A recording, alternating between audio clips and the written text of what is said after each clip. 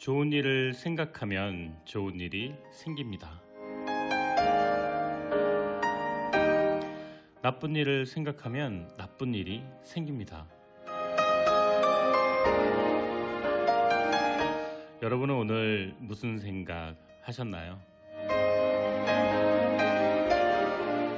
우리가 하루 종일 한 말과 생각 그리고 행동들이 곧 내일의 우리의 모습이 될 겁니다. 좋은 책과 좋은 음악이 있는 곳, 내 인생의 명작, 저는 김하준입니다.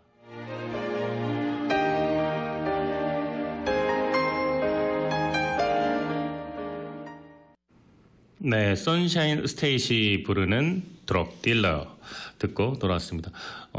들으면 기분 좋은 곡이죠. 이 인터넷으로 뭐 기분 좋은 음악 치면은 나오는 그런 곡이기도 해요. 그런데 가사가 조금 무시무시합니다. 네, 드럭 딜러. 자, 안녕하십니까. 한 주간 잘 지내셨나요? 내 인생의 명작, 저는 김하준입니다. 오늘 하루 종일 여러분은 무슨 생각 하셨어요? 그런 것 같아요. 어떨 땐 정말 심각하게 안 좋은 일이 있어도 이렇게 앞에 놓인 아주 우스꽝스러운 그림 한 점에 세상 걱정 다 잊은 것처럼 웃고 말 때도 있죠. 우리 몸은 참 신기하게도 일의 우선순위 또 무거운 책임감 따위는 상관없이요. 몸이 반응하는 대로 그러니까 매운맛, 짠맛, 단맛 이렇게 구분하는 것처럼 재밌는 일, 즐거운 일, 슬픈 일 이렇게 본능적으로 반응한다고 합니다. 슬픈 영화를 보면서 눈물 흘리는데 눈앞에 놓인 치킨을 맛있게 먹을 수도 있고요. 정말 재밌는 얘기 나누면서 매운 떡볶이를 먹으면서 울 수도 있는 것처럼요. 아이스크림 먹으면 기분 좋아진다던가 강아지를 안고 있으면 행복감이 밀려온다던가 이렇게 우리를 기분 좋게 하는 방법들을 우린 잘 알고 있는데 그렇다고 해서 하루 종일 아이스크림 입에 달고 산다면 어떨까요? 몸무게가 풍선처럼 부풀어 오를 수도 있어요. 그러다 하늘로 날아가면 어떻게 하죠? 네. 또 행복하려고 하루 종일 강아지, 고양이를 안고 막 뒹군다면은요, 몸에 붙은 털은 어떡합니까? 아니, 그보다 그 친구들의 얘네들 사생활도 존중해줘야죠. 그리 마냥 좋아할까요? 네. 이럴 때 특효약이 있습니다. 기분 좋은 생각, 기분 좋은 말하기. 야, 오늘 잘생겼다. 이런 거 민망하지만 또, 야, 오늘 이렇게 생각처럼 일은 안 됐는데 다음번엔 잘 될 거야. 이렇게. 또, 아까 전에 기둥에 어깨를 박아가지고 아직도 아프네. 근데 머리를 박았으면 나 진짜 병원 갔을 뻔했어. 참 다행이다. 이렇게 말이죠. 하루 종일 좋은 일만 이렇게 계속 일어날 수 없으니까 어떤 일이 일어나도 기분 좋은 생각으로 바꿔서 생각하고 또 표현해 보면 어떨까요? 자, 우리가 하루 종일 생각한 그것이 바로 오늘 우리의 모습이 됩니다. 기분 좋은 주말 저녁 토요일입니다. 좋은 책, 좋은 음악과 함께 1시간 30분 동안 함께 하겠습니다. 자, 기분 좋은 노래가 다시 이어집니다. 조지 에즈라 샷건. 네, 오늘 내 인생의 명작 여러분과 함께 나눌 주제는요. 펜실베니아 대학 와튼스쿨의 조직 심리학과 애덤 그랜트 교수의 Give and Take라는 책입니다. 이 책 정말 유명한 책이에요. 네, 2013년도에 출판됐고요. 이 책 저자 그랜트 교수는요, 다들 아시죠? 3대 MBA 스쿨, 와튼스쿨의 조직심리학 교수고요. 네, 트럼프 전 대통령이 늘 어떤 그 토론회마다 자기 출신을 밝혔던 이 학교 강의가 7년 연속 최고 등급 평가를 받은 최연소 종신 교수라고 합니다. 네, 그 한국에서 그 세바시, 세상을 바꾼 15분, 그 모태가 되었던 세계적인 스피치 무대 테드의 최고 레벨 인기 강연자이기도 하고요. 그 강연 동영상이 2,500만 회 이상 조회됐다고 합니다. 또 개인적으로 본인 이름을 걸고 또 라디오도 진행하고 있고요. 또 팟캐스트도 하고 있고요. 네. 저자 애덤 그랜트 교수의 개척자적인 연구조사, 정말로 개척자적인 연구조사가 맞는 것 같아요. 이 조사가요, 이 책 그 바탕 면면이 다 과학적인 근거에 의한 그런 그 조사 덕분입니다. 많은 사람들이 동기부여와 또 관대함과 창의성에 대한 근본적인 여러 가설을 다시 생각하게 만든 그런 책입니다. 세계에서 가장 영향력 있는 경영 사상가 10명 중에 한 명으로 선정됐고, 포브스지 선정 40세 이하 세계석학 40명 중 한 명으로 뽑혔습니다. 저자는 하버드 대학교 심리학과를 졸업하고 미시간 대학교에서 박사학위를 받았고요. 또 특이한 이력으로는 전미 청소년 스프링보드 다이빙 선수로 올림픽 경기에 출전하기도 했습니다. 참 이 미국은 이게 부러운 것 같아요.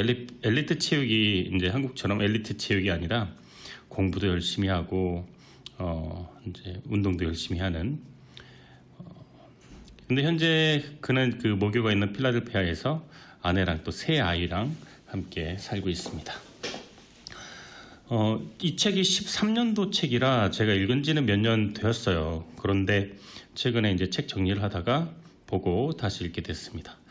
그때나 지금이나 내용이 너무 좋아서 이렇게 여러분에게 소개를 해드릴 생각이 들었는데, 요즘 이렇게 어려운 시기에 소득은 줄고요. 또 그런데 소비는 뭐 그렇게 줄지는 않았어요. 왜냐면은 들어오는 돈은 진짜 심할 경우 반으로 주는데, 나가는 돈은 뭐 크게 이게 허리띠를 더 이상 졸라면 허리띠가 없는 경우가 많이 있는 것 같아요. 뭐 렌트비, 그 다음에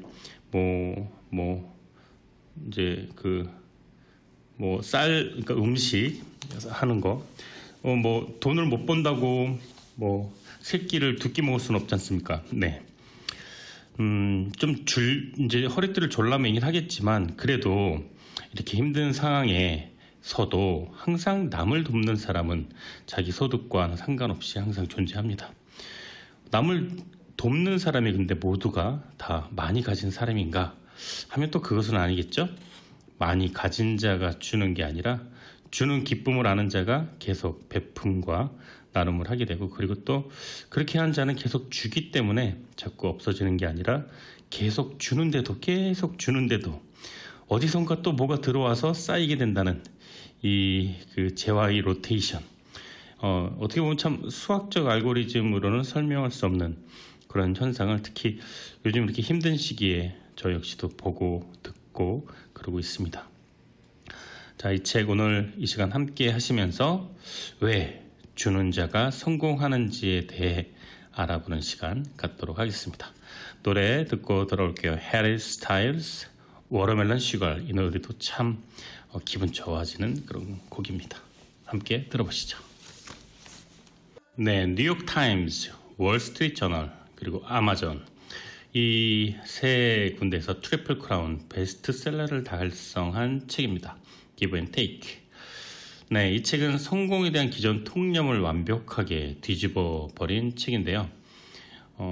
이런 사람이 있어요. 바쁜 와중에도 다른 사람을 돕고, 자기가 막 앞장서서 자기만 아는 그런 지식을 공유하고, 또 자기한테 도움되는 것도 없는데 아낌없이 조언을 하고, 그렇게 자기가 가진 것을 이렇게 다 물질적인 것뿐만 아니라 노하우, 기술, 정보, 이런 것까지 다 그냥 이렇게 퍼주는 사람이 있습니다. 요즘 유튜브나 뭐 블로그 뭐 이런 거 보면은 지식, 정보 공유하는 개인 채널들 많이 있어요.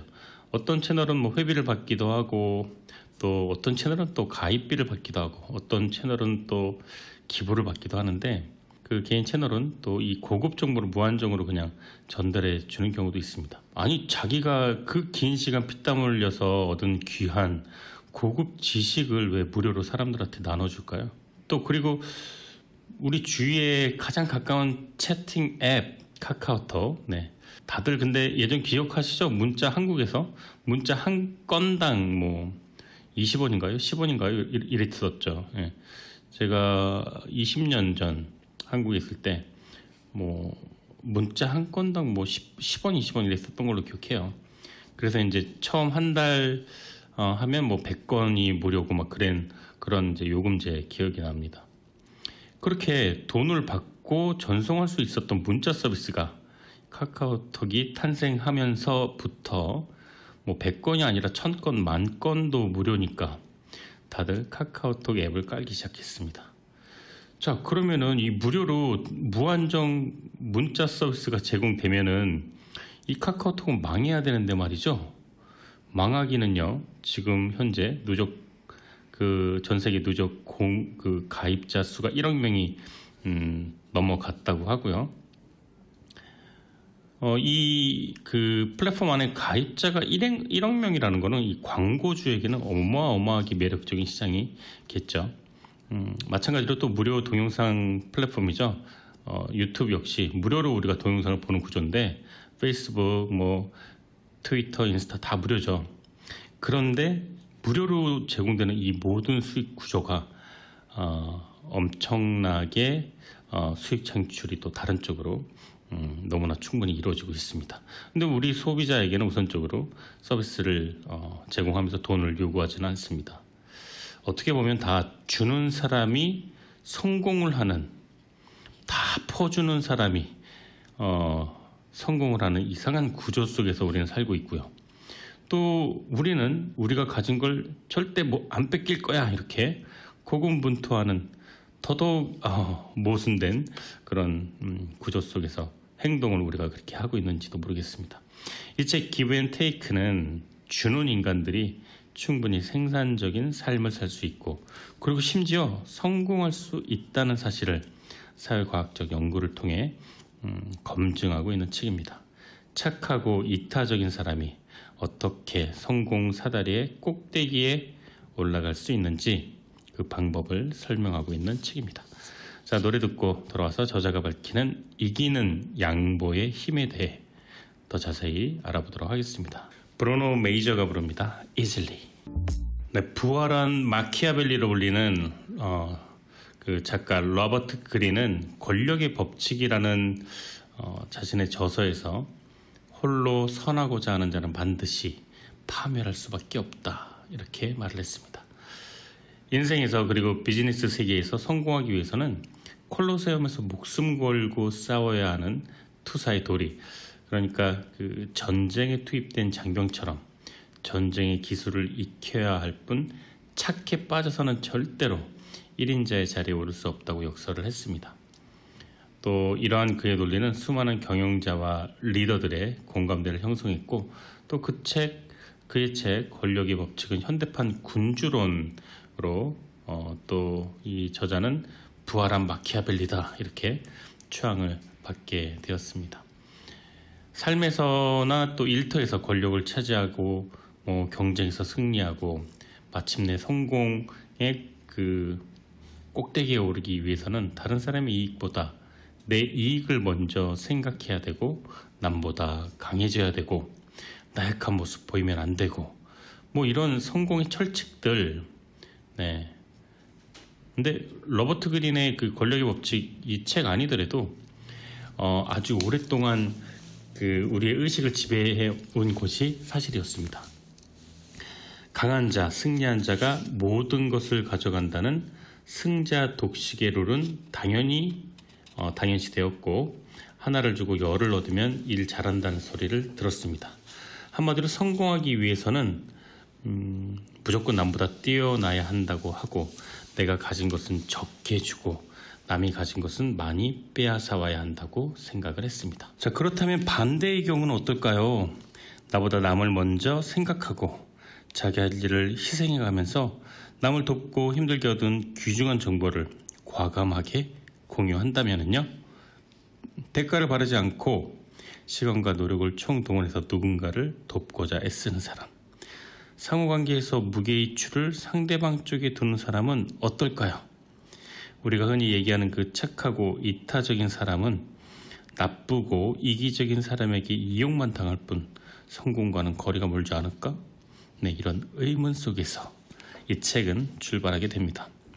저자는 책에서 이 세상에 존재하는 인간의 유형을 3가지로 나누었습니다. 주는 것보다 더 많은 이익을 챙기려는 사람, 테이커, 또 받는 만큼 주는 사람, 매철, 또 자신의 이익보다 다른 사람을 먼저 생각하면서 주는 사람, 기벌. 이렇게 세 가지 인간 유형을 나눴는데, 자, 여러분은 이 세 가지 중에 어디에 해당되십니까? 자, 한번 생각해보는 시간 되었으면 합니다. 내 인생의 명작 1부는요, 노래 듣고 돌아와서 6시 2부 순서로 저는 돌아오도록 하겠습니다. 나오미 스캇이 부르는 스페셜리스트 들으시면서 저는 2부로 돌아오도록 하겠습니다. 김하준의 내 인생의 명작 2부 청취하고 계십니다. 오늘 내 인생의 명작 주제는요, 펜실베니아 대학 와튼 스쿨 조직 심리학과 애덤 그랜트 교수의 Give and Take입니다. 이 책에서 독한 놈이 성공한다는 비즈니스의 오랜 명제는 틀렸다, 이렇게 말을 합니다. 양보하고 배려하고 베풀고 희생하고 조건 없이 주는 사람이 성공 사다리의 맨 꼭대기를 차지한다. 이 내용이 핵심입니다. 저자는 그 와튼 스쿨 그 조직 심리학과 교수로 있고요. 상호 도움의 원칙과 성공의 상관관계를 10년 이상 연구를 해왔습니다. 이 책의 저자 본인의 생활 신조가 도움이 되는 사람이 되자, 이렇다고 해요. 그는 자기에게 어떤 상이나 이런 수상 기회가 오면 항상 다른 교수를 추천을 한다고 하고요. 또 그 그러니까 학생들이 그 추천서 써달라고 많이 온단 말이죠. 저도 대학교 때 많이 이제 부탁드렸는데, 학생 입장에서는 정말 조심스러워요. 이제 죄송하기도 하고. 근데 어떤 교수님은 되게 좀 눈에 띄게 귀찮아하시고, 어떤 분은 정말 성심성의껏 써주시는 분도 계십니다. 실제로 이 애덤 그란트는 1년에 거의 100통에 달하는 추천서를 써준다고 합니다. 또 심지어 생전 보지도 못한 사람에게 도움을 주기도 하고요. 최근에 영국의 비즈니스 스쿨 다니는 학생이 이메일로 존경을 표하면서 이런 내용의 글을 이제 보냈다고 해요. 근데 이제 답장과 그 피드백을 공개를 했는데, 교수님은 어떻게 그렇게 그 많은 논문을 또 최고 권위의 저널에 쓸 수 있습니까? 또 이런 식으로 메일을 보냈다고 합니다. 그러니까 답장이 왔는데, 답장이 나는 어떻게 논문을 쓰고 어떻게 저널에 기고를 하고 또 이런 식의 논문을 앞으로 쓸 것이고 과거에 썼다, 뭐 이런 식으로 아주 자세하게 그런 이메일 답장이 왔다, 이렇게 해갖고 이제 인터넷상으로 공개가 되었다고 합니다. 저자에게 남을 돕는 일은요, 생산성의 적이다, 업무 효율을 떨어지는 시간 낭비다, 이게 아니었습니다. 오히려 생산성과 남을 돕는 게 생산성과 창의력이 증진되고 또 동기부여가 되는 요소이다, 이렇게 얘기를 합니다. 저자는 항상 누군가를 도와주고 또 그러면서도 생산적이었습니다. 이 두 가지 요소, 도움을 주는 행위와 생산성, 이게 어떻게 상호작용이 이루어질까가 늘 궁금했다고 합니다. 어떻게 공부만 하는 사람보다 공부도 하고 봉사도 하는 사람이 더 좋은 결과를 얻게 될까? 그것을 이론적으로 궁금해했다고 해요. 그래서 이제 저자가 비교적 젊은 나이임에도 최연소 종신교수가 되고 자기 분야에 큰 성과를 얻을 수 있었던 게 아닌가 생각이 들고요. 자기 생활 신조가 남을 돕는 행위, 그리고 또 그러면서도 본인의 일을 열심히 하는 것이었기 때문에 상호작용에 대한 생산성 차이, 이런 연구를 해왔다고 합니다. 잠시 후에 또 설명드리겠지만 남을 돕는 사람에는 두 가지 부류가 있는데요. 남도 돕고 자기도 이롭게 하는 경우, 또 남을 돕고 자기는 별다른 이익을 보지 못하는 경우. 그런데 저자는 항상 남을 돕고 자기도 어떤 부분에서든 발전되고 향상되었다고 합니다.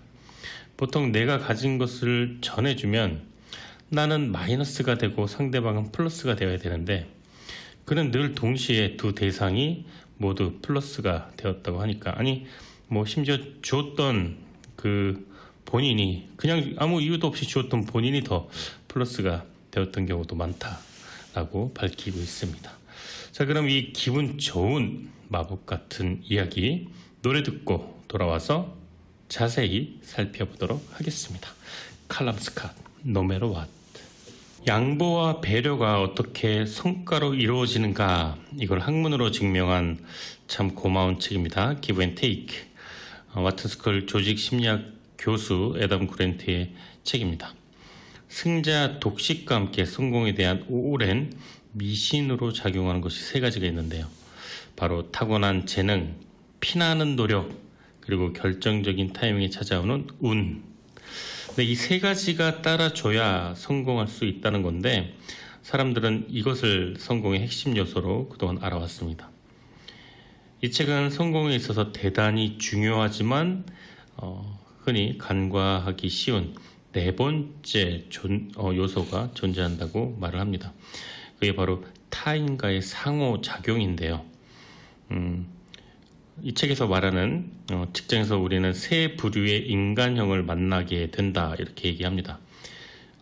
이제 이 핵심 내용이 나오는데요. 남에게 베풀기보다 나의 이익을 먼저 챙기는 사람을 테이커라고 표현했습니다. 두 번째, 세 가지 유형 중 또 두 번째, 받는 만큼 주고 주는 만큼만 받으려는 사람, 어떻게 보면 합리적이죠. 매처, 이렇게 매치시킨다 그러죠. 매처. 또 마지막으로 나보다 다른 사람의 이익을 먼저 생각하고 조건 없이 베푼다. 기버. 네. 세 가지, 테이커, 매처, 기버. 받는 사람, 주고받는 사람, 주는 사람, 이렇게 나눌 수가 있습니다. 근데 이 책은 상식적으로 이 기버가, 주는 사람이 성공 사다리 제일 밑바닥에 있는 사람들이다 라고 인정합니다. 이런 말 기억나요? 한국 코미디언 박명수 씨 잘 아시죠? 우스갯소리이기도 하고 명언이기도 한데 몇 가지 있습니다. 감사의 표시는 돈으로 하라. 늦었다고 생각할 때가 너무 늦은 거다. 3번 참으면 호구된다. 네. 뭐 우스갯소리기도 하고 명언이기도 하고 어떻게 생각하면 뭐 틀린 말도 아니고요. 근데 정말 이 책에서 이런 내용이 등장합니다. 기버가 호구된다. 네, 이렇게요. 성공한다고, 그러니까 그 주는 자가 성공한다고 해서 그냥 다 퍼주었다가는 정말 호구가 될 것이다 라고 저자는 말을 합니다.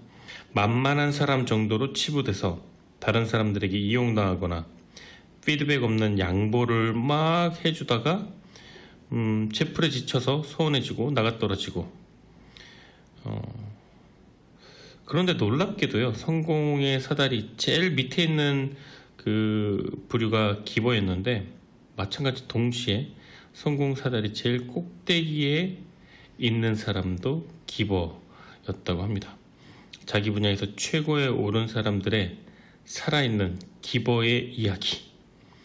그러니까 어떻게, 제 생각엔 그래요. 어떻게 보면 이 책은 여러 가지를 나눠서 설명을 하고 있지만 잘 주고 현명한 기버와 호구가 되는 기버를 구분하고 차이점을 두는 것, 그 내용이 좀 핵심 내용이 아닌가 생각도 해봅니다. 자기 것만 챙기다가 처절한 실패를 맛본 테이커의 얘기들도 있고요. 뭐 여러 가지 내용들이 책에 담겨져 있습니다. 노래 듣고 돌아와서 본문 내용, 이제 본문을 그대로 읽어드리도록 할게요. 당신은 기버입니까? 매처입니까? 테이커입니까? 캐서라인 애플리턴이 부릅니다. Dear Ocean.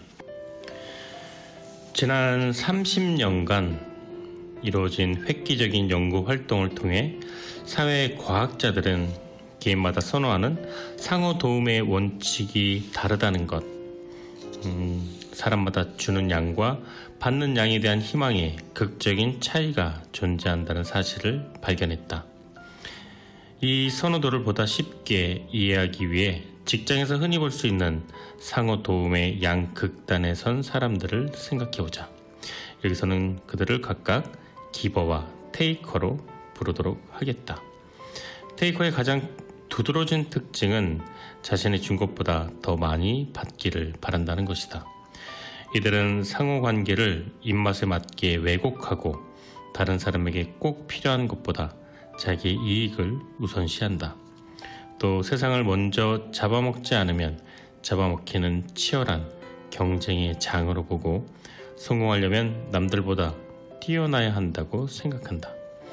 이런 까닭에 자기의 능력을 증명하기 위해 본인이 노력하고 그에 따른 대가를 많이 얻으려고 한다. 사실 평범한 테이커는 잔인하거나 극악무도하지 않다. 그저 조심스럽고 자기 방어적일 뿐이다. 그들은 대개 이렇게 생각한다. 내가 내 걸 챙기지 않으면 누가 내 걸 챙겨주겠어? 비즈니스 세계에서 기버는 상대적으로 매우 드문 부류다. 그들은 상호관계에서 무게추를 상대방 쪽에 두고 자기가 받은 것보다 더 많이 주기를 좋아한다. 기버는 자기가 들이는 노력과 비용보다 타인의 이익이 더 클 때 남을 돕고 기뻐한다. 심지어 노력이나 비용을 아까워하지 않고 아무런 대가도 바라지 않고 남을 돕는다. 시간, 노력, 지식, 기술, 아이디어, 이 모든 것을 총동원해 누군가를 돕고자 애쓰는 사람이 같은 사무실 안에 있다면 그가 바로 기버다. 이런 유형의 행동은 일터 이외의 장소에서 꽤 일반적이다. 예일대 심리학자 마거릿 클라크의 연구 결과에 따르면 친밀한 관계에서는 거의 모든 사람이 기버처럼 행동한다. 예를 들어 우리는 결혼 생활이나 친구 관계에서 가급적 손익을 생각하지 않고 상대에게 봉사한다. 반면 직장에서는 상호관계가 조금 더 복잡하다. 직업적으로 철저하게 기버이거나 테이커인 사람은 거의 없고 대개는 세 번째 행동 유형을 선택한다. 그 유형은 바로 손해와 이익이 균형을 이루도록 애쓰는 매처이다. 공평함을 원칙으로 삼는 매처는 남을 도울 때 상부상조 원리를 내세워 자기 이익을 보호한다. 당신이 받은 만큼 되돌려준다는 원리를 믿고 인간관계란 호의를 주고받는 관계라고 생각한다면 당신은 바로 매처이다. 주는 것, 받는 것, 그리고 균형을 이루는 것은 사회생활에 기본적으로 필요한 세 가지 행동 양식이다. 하지만 그 구별은 명확하지 않다. 설령 한 가지 행동 양식을 따랐더라도 직장에서 맡은 업무가 바뀌거나 관계가 달라지면 다른 양식으로 변할 수 있다. 당신이 연봉 협상을 할 때는 테이커, 부하 직원에게 조언을 해줄 때는 기버, 동료와 전문 지식을 나눌 때는 매처처럼 행동해도 전혀 놀랄 게 없다. 그러나 사람들은 대개 일터에서 남을 대할 때 주로 한 가지 행동 양식을 선택한다는 증거가 있다. 그 행동 양식은 능력, 성취 동기, 기회와 더불어 성공에 중요한 역할을 한다. 사실 행동 양식에 따른 성공 패턴은 놀라울 정도로 명확하다. 만약 누가 성공 사다리에 가장 밑으로 추락하겠느냐고 묻는다면 당신은 뭐라고 대답하겠는가? 기버인가? 테이커인가? 아니면 매처인가? 살다 보면 다양한 사람들을 만난다. 그들의 만남을 통해 우리는 실망도 좌절도 맛보지만 희망과 행복을 느끼기도 한다.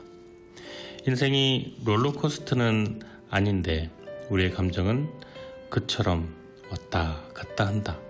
감정이 사람을 묘하게 만든다. 사람들은 자기에게 잘해주는 사람들을 좋아한다.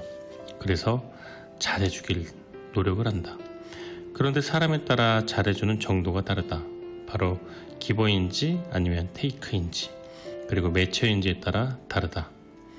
그렇다면 기버, 테이크, 매처는 어떤 사람을 말할까? 주로 자신보다 남들의 일에 더 많은 관심을 기울이는 기버는 바로 호구가 될 확률이 높다. 그런데 그런 기버도 생각을 바꾸면 테이크나 매처보다 더 성공할 수가 있다. 실제로 대부분 성공한 사람들을 보면 기버가 많았다. 자기의 이익을 챙기는 테이커가 성공의 사다리 꼭대기 위에 있을 것 같지만 그 자리에는 항상 기버가 있었다. 앞에서 보면 손해를 보지만 그 결과는 결코 손해가 아니었기 때문이다. 많이 베풀고 많이 기부하고 많이 주는 사람이 굳이 꼭 자기가 가진 게 많아서 나눠주는 한 가지 이유만은 아니다. 주는 만큼 더 많은 것이 자기에게 온다는 것을 본능적으로 직감하기 때문이다. 주는 사람이 성공하는 이유가 바로 그것이다. 처음부터 기버가 성공한 기버로 자리 잡진 않는다. 처음엔 그들도 사람들에겐 호구였다. 그러다가 반복적인 경험을 통해 생각이 바뀌게 되는 경우가 많다. 테이커와 매처의 성향을 깨닫게 되면서 자신만의 방법으로 극복한 성공한 기버가 오히려 더 많았다. 실패한 기버도 조금만 방향을 바꾼다면 충분히 성공한 기버로 옮겨갈 수 있는 이유가 바로 그것이다. 주는 삶이 행복한 기버이지만 때때로 행복하지 않을 때가 있다. 바로 상대의 피드백을 받지 못했을 때이다.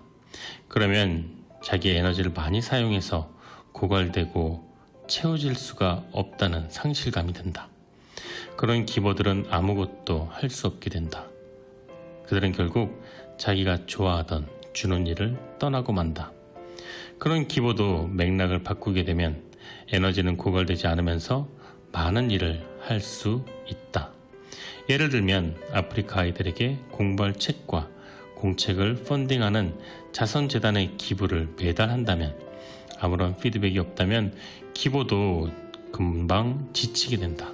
그럴 때면 아이들이 자신의 도움으로 열심히 공부하는 영상이나 사진이나 편지를 보거나 읽게 된다면 다시 몇 달 아니 몇 년까지도 선한 기부의 역할을 다할 수 있다.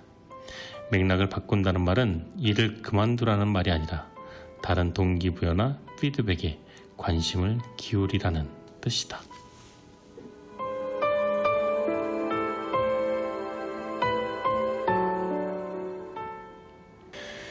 전통적인 상호 도움의 원칙에서는 서로 대가를 주고받는 매처처럼 행동한다. 나를 도와준 사람만 돕고 내가 무언가를 되돌려 받고자 하는 사람에게만 손을 내민다는 얘기다. 그러나 오늘날에는 리프킨 같은 기부가 보여주는 형태의 상호 도움이 더 큰 힘을 발휘하게 된다. 리프킨은 가치를 교환하는 게 아니라 그냥 가치를 더한다. 예를 들면 그는 5분의 친절이라는 단순한 규칙에 따라 행동한다. 그것은 이것이다. 타인을 위해 단 5분 정도만 투자한다고 생각하는 겁니다. 리프킨은 도움을 받은 사람들이 언젠가 무언가를 되돌려줄 거라고 생각하지 않는다. 테이커는 중요하고 영향력 있는 사람들과의 연주를 위해, 매처는 호의를 얻기 위해 인맥을 쌓지만 리프킨은 더 많이 베풀 기회를 찾기 위해 사람들을 만난다. 심리학자 앤더스 에릭슨이 이끈 연구는 한 분야에서 전문적인 능력을 습득하려면 1만 시간 동안 열심히 연습해야 함을 보여주었다. 그러면 그들이 그토록 오랫동안 연습하도록 자극한 것은 무엇일까? 그 장면의 거의 대부분 처음에는 기버가 등장한다. 피아노 레슨을 예로 들어보겠다. 피아니스트와 그 부모들은 첫 번째 피아노 선생을 얘기할 때 일관성 있게 하나의 주제에 초점을 맞췄다. 선생들이 세심하고 친절하고 참을성 있게 가르쳐 주었다는 것이다. 처음 만난 선생이 재미있고 흥미롭게 음악을 전해준 덕분에 스타 피아니스트는 늘 피아노 교습 시간을 고대했다. 블룸의 연구팀은 이를 두고 다음과 같이 설명한다.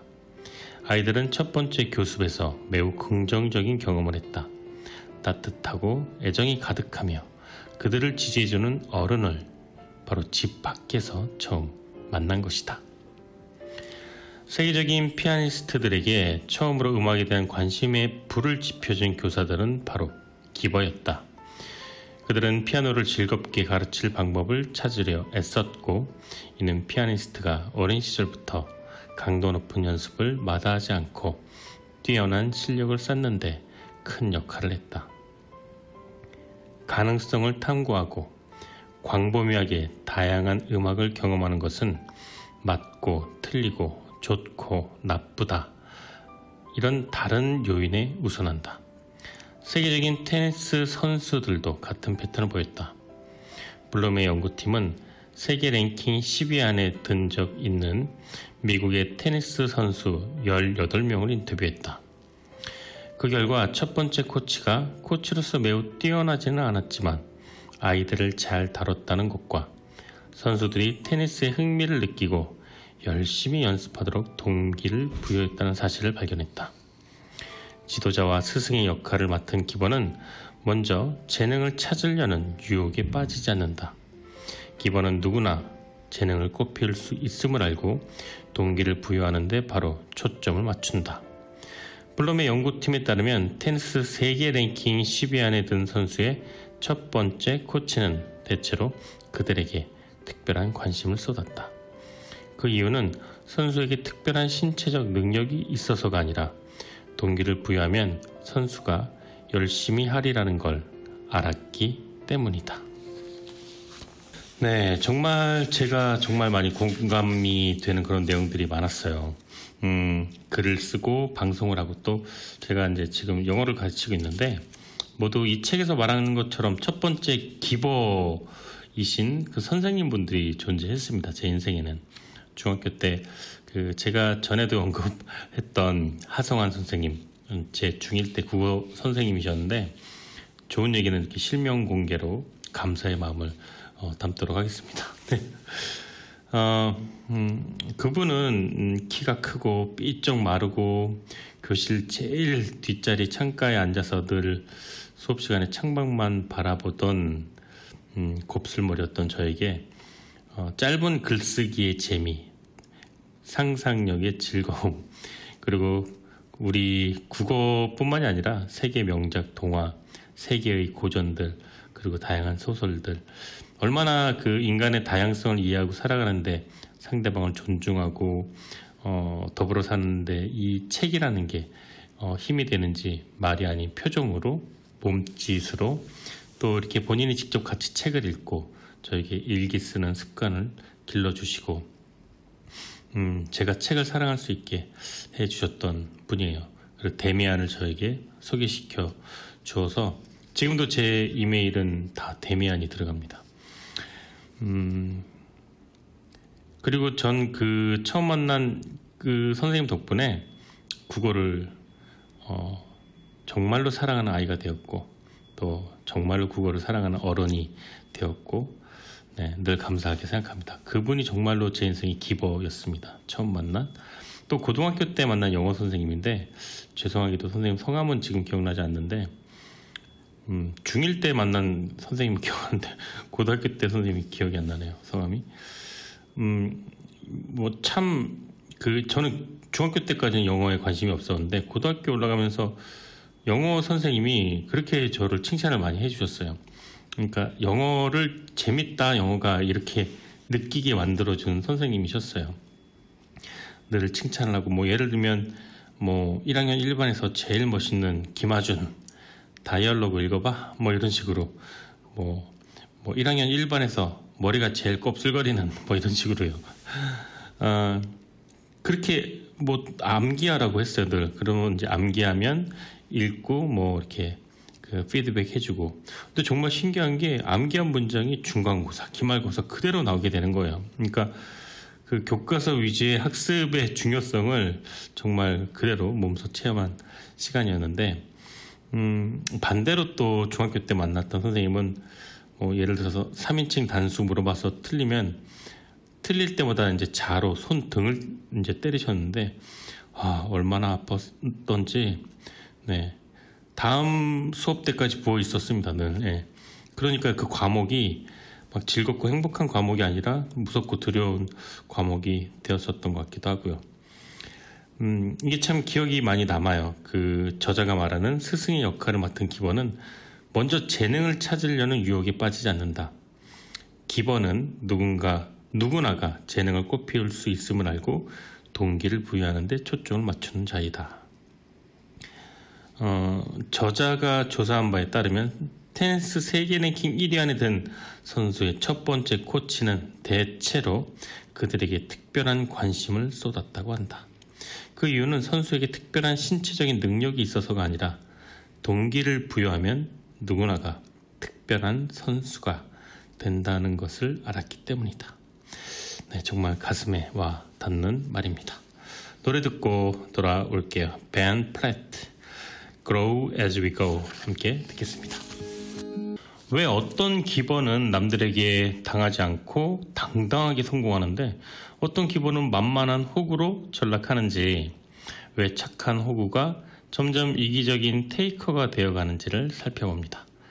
나쁜 사람들이 참 순진하고 착한 나를 이용해 먹는 게 아니라 순진하고 착한 내가 원래 세상에서 무방비로 당할 수밖에 없는 구조이다. 이렇게 이걸 설명합니다. 착한 호구는 시험이 내일인데도 책이 없는 친구에게 책을 빌려주고 본인은 나는 노트북 해도 돼 이렇게 말합니다. 그런데 집에서 노트로 공부하다가 떠오릅니다. 아 맞다, 책에 더 중요한 메모가 있었지. 그래서 착한 호구는 책을 빌려주고 책을 찾으러 왔다 갔다 하면서 오히려 친구의 인심도 잃고 시간도 잃고 성적도 잃게 됩니다. 반면에 현명한 기본은 다음날 시험일 때 친구의 도움 요청에 이렇게 대처합니다. 그동안 공부한 결과 이 시험에는 이런 문제가 나오고 이 부분을 공부해야 돼. 이렇게 5분만 딱 요약해서 설명을 하고 자기는 공부할 양이 남아있어서 이만 자리를 뜨겠노라 양해를 구합니다. 아마 이 부분은 정말 그 저자의 경험인 것 같다는 생각도 드는데, 그 하버드 대학교 심리학과를 졸업하고 그 와튼스쿨 MBA 최연소 교수, 최연소 종신 교수를 지금도 하고 있는 기보로서의 길을 가고 있는 이 저자가 아닌가 생각이 듭니다. 저자가 책에서 밝힌 현명한 기보를 거듭나기 위한 실행 도구 몇 가지 요약을 해봤습니다. 상호 도움의 고리를 실천하라. 다른 사람들이 본인의 일을 더 잘 해내도록 돕는 것은 당신에게도 도움이 된다. 많이 베풀면 더 많이 당신에게 온다. 하지만 손해보면서 베푸는 행동은 오히려 독이 될 수 있다. 현명한 기보의 원칙 5분의 친절을 실천하라. 힘을 뺀 의사소통 방식을 연습하면 상처받지 않고 공감하는 데 도움이 된다. 주변에 테이커보다 매처보다 기보의 성향을 가진 사람들을 꼭 옆에 두라. 개인적으로 항상 너그럽게 행동하라. 하지만 그것이 진심이 아닌 경우에는 차라리 테이커가 되는 편이 낫다. 끝으로 항상 다른 이를 도울 방법을 고민하라. 그러면 다른 이도 당신이 무엇이 필요한지 보게 될 것이다. 네, 여러분은 지금 매주 토요일 저녁 5시 30분부터 7시까지 방송되는 좋은 책과 좋은 음악이 있는 곳 김하준의 내 인생의 명작 청취하고 계십니다. 오늘 내 인생의 명작 주제는요, 펜실베니아 대학 와튼스쿨 조직심리학과 교수 애담 그랜트의 Give and Take였습니다. 저는 다음 주 토요일 5시 30분에 좋은 책과 좋은 음악으로 다시 돌아오도록 하겠습니다. 오늘 끝곡은 존 레전드의 Each Day Gets Better 들으시면서 저는 물러나도록 하겠습니다. 지금까지 내 인생의 명작, 저는 김하준이었습니다.